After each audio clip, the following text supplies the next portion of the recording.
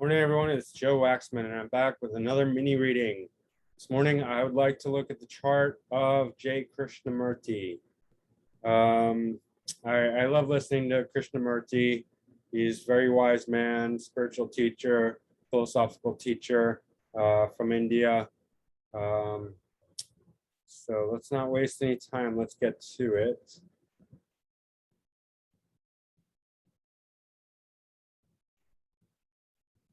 All right.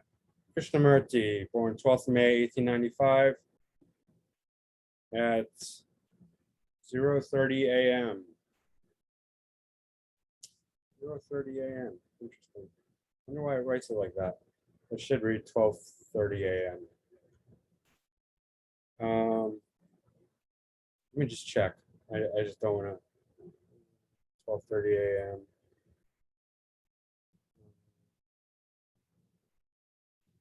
So I didn't catch this till now. 12:30. Yeah. Okay. So it's just okay.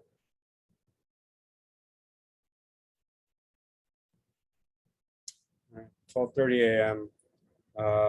Madana, Nepal, India. Yeah. Probably didn't pronounce that right. Doesn't matter.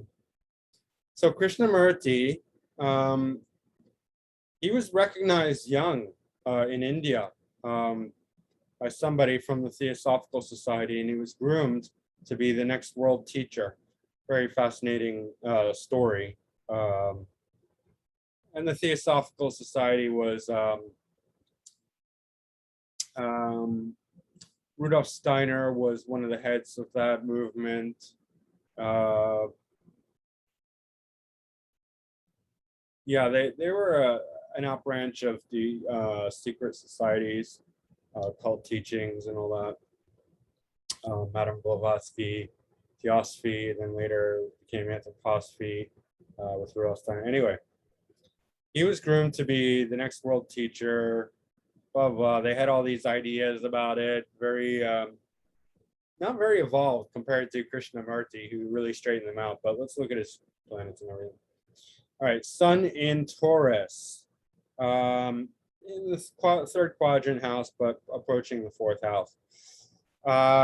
So Sun in Taurus, again, as I've said numerous times before, they can make great teachers because Taurus has this ability to understand complex things and bring them down to the most simple binary terms so that everyone can understand them. And that's why they make great teachers. This ability to explain things incredibly simple. And Einstein said, if you cannot explain something in simple terms, you don't really understand it, right? So that's one of the huge gifts of Taurus. And I know several other Taurus teachers who are really excellent and brilliant teachers. So that's the first thing to realize about Sun in Taurus, as well as it relates to somebody like Krishnamurti. Third house obviously is bringing an expression, but it's conjuncting the IC, which is significant because this early childhood development. And here's the Sun, his brightest light, his ego, his soul, his the royal king of his chart. So as a child, he's being recognized, right? That's the significator. And it's very prominent for that reason. And he will always be seen in that light, the early childhood recognition, the theosophy, Theosophical Society grooming him to be the next world teacher. And then he had a famous speech where basically he was supposed to accept the role as like this, huge teacher for, the Theosophical Society who's grooming him to be. And he completely rejected it. And his fame, I wish I could, I don't want to, you should read it. I mean, it's online. It's great. It's wonderful. I've read it, and it basically rejects the whole thing. And he doesn't want to be the leader of anything, and he doesn't want to sort of entrap, people in another ideology, the way, others have and would do, by letting it, you know, usurping the power for the ego, things like that. Sorry if I jumped my words. I did not actually have my tea this morning. I made my tea without the tea bag, so I'm a little low on caffeine. Normally I have green tea in the morning, and I spaced out and didn't even put it, because I put other things in there, but anyway. Sun is opposite Uranus, and this is a brilliant combination, especially in relationship. It can be argumentative, right? Sometimes this creates a very argumentative person, but it does create a lot of brilliance, a lot of Aquarian, Uranian, big-mindedness, open-mindedness, out-of-the-box thinking, brilliance, independence, and all that. Uranus is in Scorpio, where it is said to be exalted. I like to think it is. Mine's in Scorpio, so. And the reason why that Uranus is exalted in Scorpio is because Uranus is very wide open energy, right? It's like an explosion that just blasts things wide open, right? So we have this horizontal, this expansion from all sides. It's not just horizontal with Uranus, like this, just wide open, right? And that's the kind of thinking that Uranus embodies. And then with Scorpio, we have the depth, the roots, the psychological depth. And, there's basically nothing deeper than Pluto or Scorpio, right? And so when Uranus is in Scorpio, we have the depth and the width. And this is in thinking as it relates to thinking. So we get very, very original, unique, and deep, wide open thinking with this combination. Powerful combination. Not many planets do that well in Scorpio, right? But Uranus is one of them. Saturn probably does all right in Scorpio too, because Saturn can withstand the tumultuous nature of Scorpio. Mars, obviously, Pluto, Uranus, probably Saturn's the other one that does okay. Although Saturn in Scorpio is very heavy. Anyway. So yeah, Sun opposite Uranus makes him very argumentative, but very Uranian in his thinking and his mind and his how he goes about the world. Now let's look at Moon in Sagittarius. Okay, so Sag, Jupiter, we have the other teacher, the high-minded teacher. So here we have, really, we know he's very, very teacherly, right? Because Taurus and Sag, so he can go high, he can go low, he can go in between, and just, to jump around a little bit, we got all these Gemini planets, so then adding the very expressive quality of Gemini, right? Talkative, expressive. Moon in the 11th house, that's also great because it's bringing in, again, a sort of an Aquarian big-mindedness. It's the house of hopes, wishes, and dreams, communities, groups, networks, career success. So here he's bringing his moon into the group, the community, the gathering of people around certain subjects or ideals, right?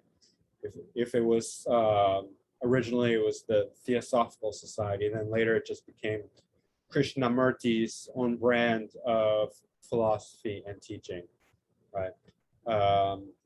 Sag moon, very, very high-minded.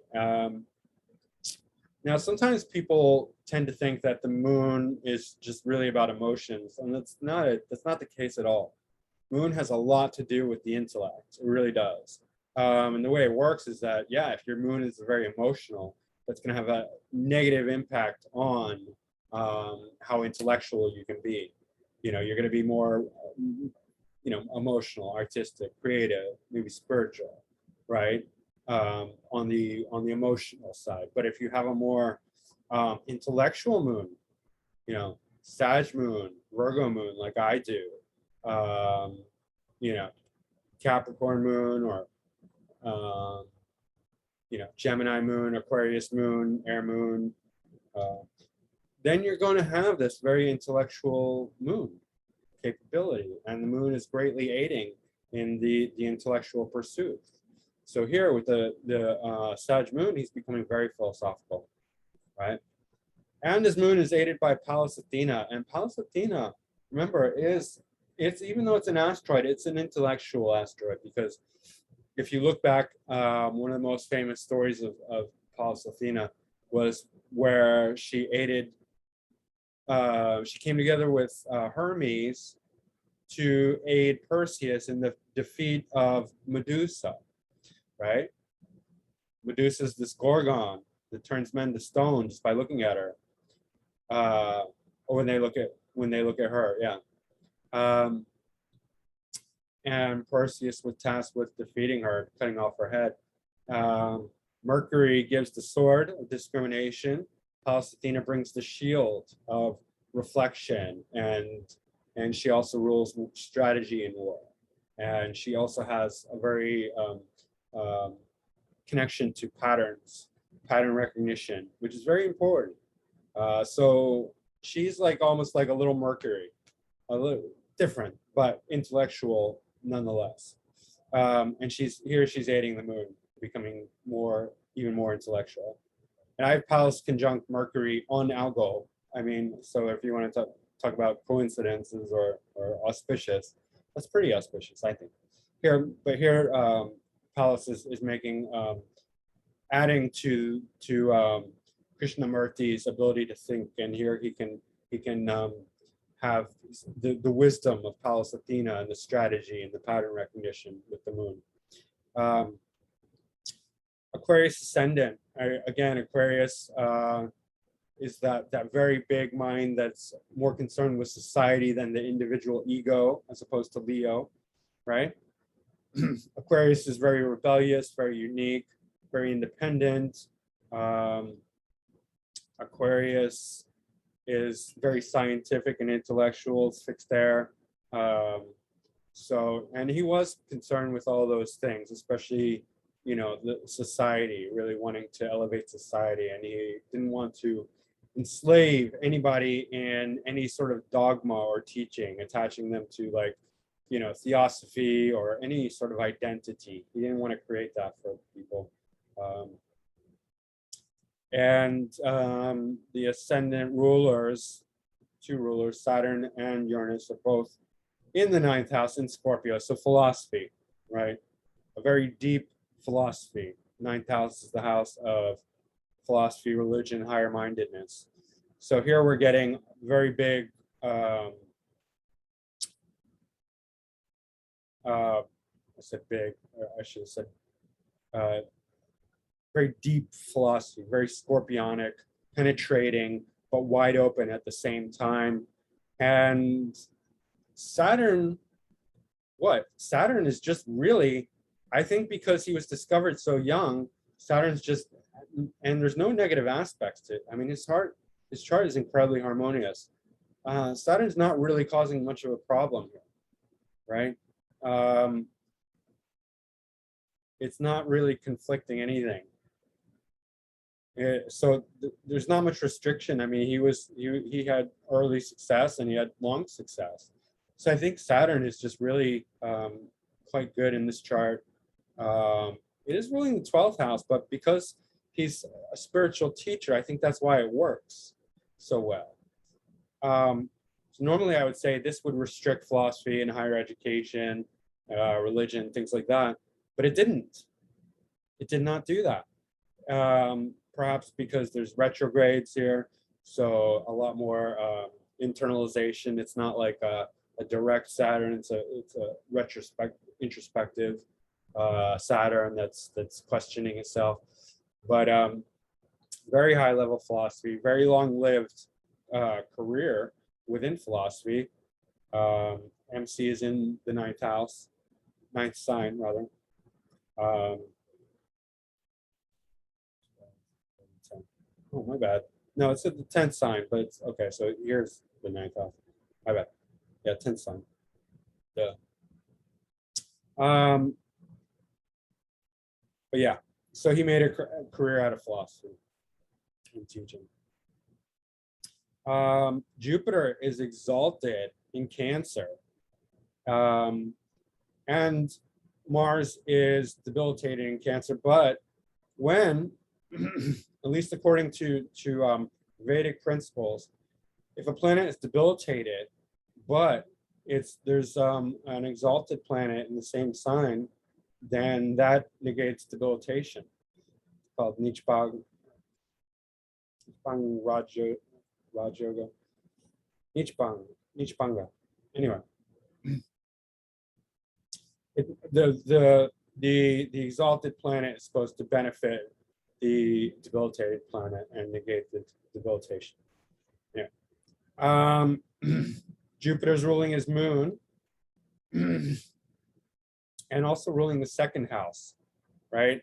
And Jupiter is the planet of philosophy and teaching on the higher level. And it's in the fifth house. Fifth house is a fame-giving house. It's the house of education, lower education, like school education, children's education, and fun and games, children in general, creativity, right? So this is very good for educating people. Educating people in a very much more simple way about complex things, right? Again, we're having that theme here of taking complex ideologies and making them very simple. And that's what Jupiter in the fifth house will do. It's teaching wisdom to people on a more grounded, basic level, because fifth house is basic education.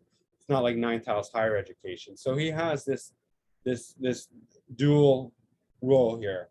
He is talking about very high level philosophy, but he's able to bring it down to the simple realms, right? The basic level of understanding. The second house is knowledge and speaking. So this is often where we'll see teaching. So very much teacherly oriented, very teaching abilities. I'm not speaking well, but very teaching abilities. My teaching abilities are very teacherly. Right? He has Mercury in Taurus and Venus in Gemini, and they're actually 30 degrees apart. So these are in mutual aspect, trading places, trading energies. I actually have Mercury in Taurus and Venus in Gemini too, but they're not 30 degrees apart. So this again is great for speaking, great for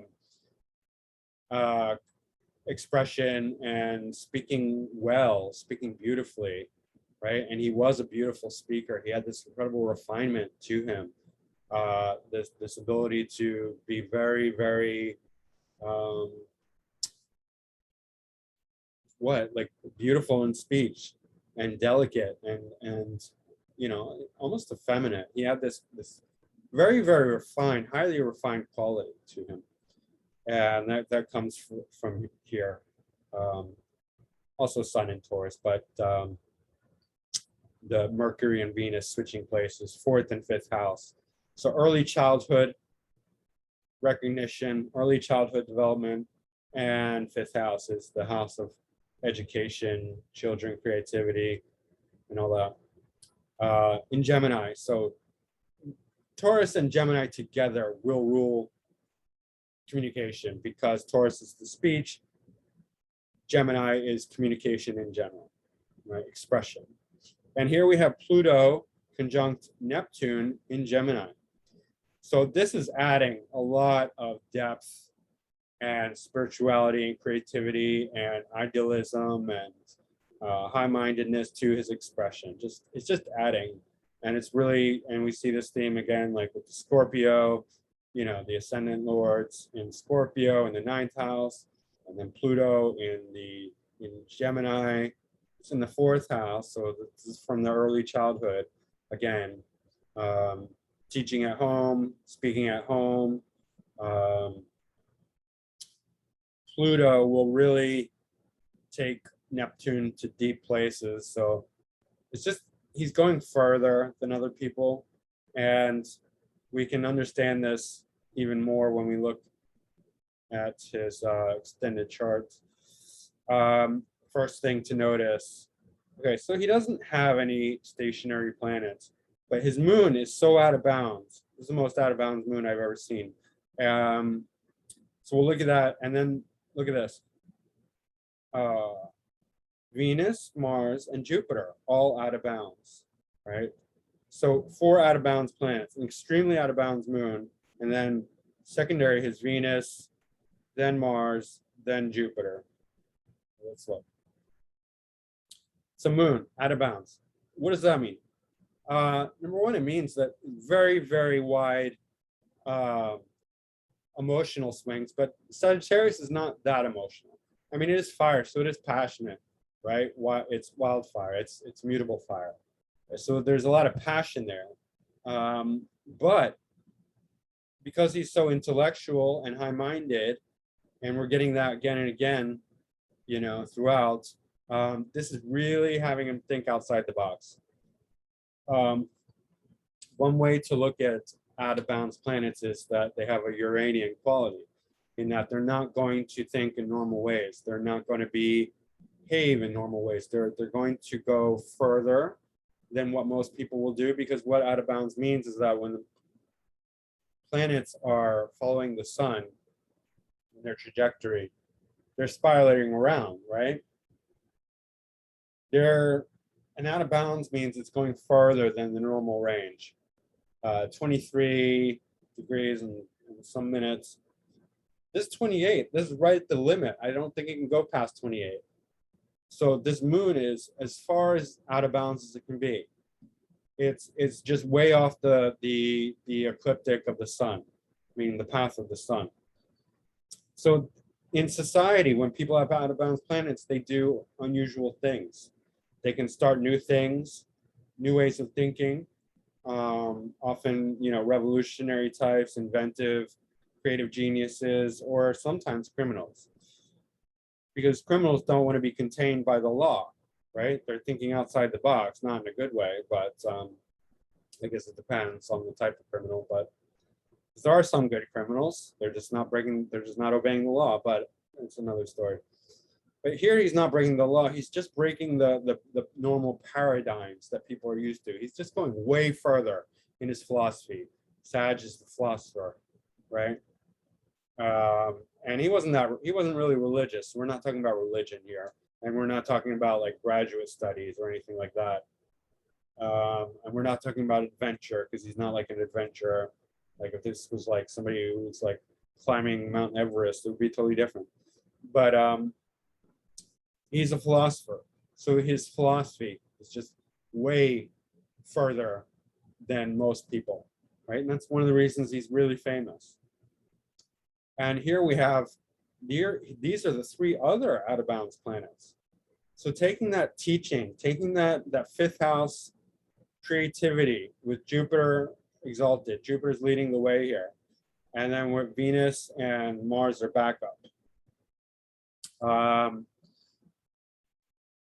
And exalted Jupiter out of bounds, all 3 of these are out of bounds. So again, the philosophy is just, and Jupiter's dispositing the moon. So the teaching is just going further. That's really, if you want to understand Krishnamurti, that's it. He's going further into philosophy, going deeper into the subject, into the field than most people were able to, or are able to, even now.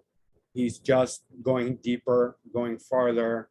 And we see the deeper being reflected here with the Pluto and Gemini and the Scorpio, ascendant lords in Scorpio in the 9th house, with Uranus and Saturn. Saturn's just making it work harder in that direction and making it last longer. because he had a very long career from youth till death, basically his whole life, right? That's Saturn here. So that's, I mean, that's really it. Like, he just had this beautiful philosophy that was just going further and further and further than anyone else could. There's hardly any negative aspects in this whole chart. Chiron is square Jupiter. So, I mean, it's such a strong Jupiter. I don't think this is really doing that much negative. It's just adding a little bit of tension, creating some empathy for the underdogs in life, the suffering, the rejected, the wounded. Yeah, there's a little bit of tension there, but I don't really see it being much of anything, because I mean, Krishnamurti was an enlightened being. He said, you know what my secret is? I don't mind what happens, and that's an enlightenment. That's a statement of enlightenment. There's not really, if there was real tension, and maybe there was tension when he was young, right? And Chiron is the asteroid, planetoid of rejection. And he did reject his role as a teacher. He wasn't rejected. They didn't reject him. He rejected them. So we do see that playing out. And that was a big event, you know, that initial rejection of being this world teacher for the Theosophical Society. So, okay, I mean, that's probably where that comes from. And the Theosophical Society is a cult. They have very much occult leanings, and he wasn't really an occultist. I mean, he was a philosopher straight up, teaching people how to think properly. Excellent thinker, extremely powerful logic. And we're seeing that with, you know, you might think that's a Sagittarian thing. That's actually a Gemini Taurus thing, even fundamentally, mostly Taurus. I'll tell you why Taurus. Because Taurus represents the most foundational thinking, right? You can build this whole big philosophy and then go to Taurus and be like, what do you think of my huge philosophy? And they'll be like, you forgot step one. Step one is to make sure that you're not basing it on some invalid assumption, right? And they can undermine your whole giant thing just by paying attention to foundation, because that's what Taurus is excellent at, understanding foundational thinking, foundational logic, you know, numbers, figures, facts, dry data, knowledge, right? That's where they're masters. That's where they excel. Also arts and beauty. I mean, I'm not talking about that side of things, and sensory, you know, sensorial. Their senses are so well developed. That's why they can really understand quality products. But as it comes to like the intellect, that's where a Taurus will completely destroy other, you know, more lofty, high-minded thinkers in their ability to really understand foundational structures, right? They'll be like, your whole argument is invalid because you did not pay attention to the very first thing that you needed to pay attention to, which is, are you making assumptions? Are you basing it on assumptions? Okay, your initial argument, your initial assumption is invalid. It's not provable. It's false. So therefore, everything else is false. It doesn't matter if you wrote like a 1,000-page book on it. If you can't get the fundamentals right, it's all nonsense. Okay, so that's why Taurus is never to be underestimated when it comes to thinking, to logic. I mean, normally we think about Gemini as being very logical, and Gemini is very logical, but the basic logic comes from Taurus, actually, right? Gemini deals with logic on a more abstract level. Gemini can like dance around things and you know, make, you know, weave magical spells in the realm of ideas, because they have the whole grasp of abstraction down. Whereas Taurus will not be an abstract thinker. They'll be like, get all that abstraction. We're just going to deal with facts, figures, knowledge, basic stuff that we can prove, right?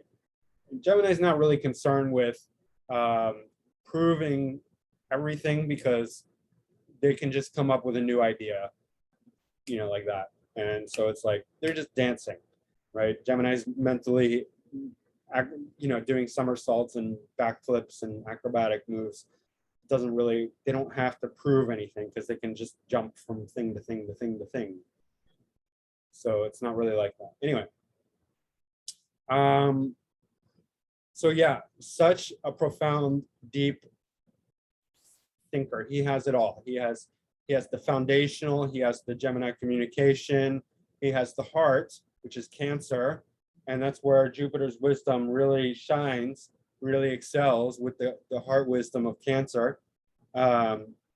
Because ultimately, if wisdom is not rooted in the heart, in love, then it's not really the highest. And then the moon in Sag. And these are trading places too. Jupiter in Cancer, moon in Sag. So we're getting some, we're getting 5th and 6th house energy there with the moon.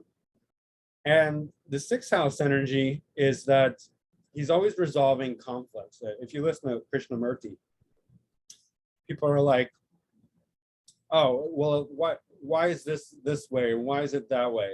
And he's like, look, your mind is confused. Let's resolve this conflict. And because it's ruled by Cancer, this is not a fighting sign. This is like a caring, nurturing sign.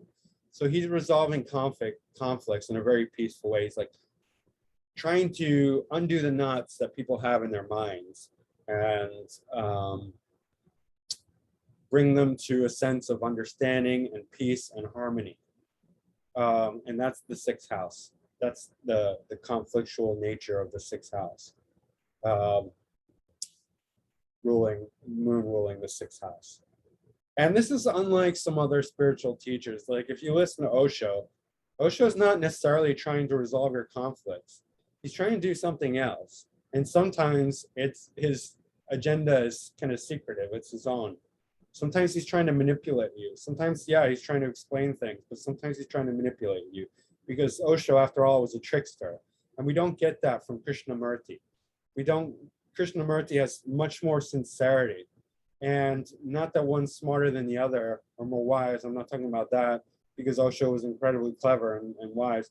But we don't get the tricksterness from Krishnamurti. I don't see it anywhere in his chart, and we don't see it in his personality, right? Yeah, Gemini can be a bit of a trickster, but that's not the bulk of where his energy lies. There's too much Cancer, Taurus, Sag, Scorpio, Aquarius. So anyway, guys, this was my analysis of J. Krishnamurti's chart in a mini reading. Incredibly harmonious, very few negative aspects rather. Uranus is square the ascendant, but that just makes him more rebellious and independent and unable to be controlled. And we saw that, right? We saw that very much, especially with that first speech he gave. Sun is also square, and because it's Aquarius Ascendant, so it's just doing something similar. Just adding to that rebellion, that refusal to conform. So that's Krishnamurti, way outside the box, going further in his thinking and his philosophy than just about anyone, right? Okay, that's it. I hope you enjoyed this. If you did, don't forget to like, subscribe, and share. And if you want to book a reading, either a mini reading or a full reading, go to my website, macroastrology.com. And that's it. Thanks for watching. I'll see you soon.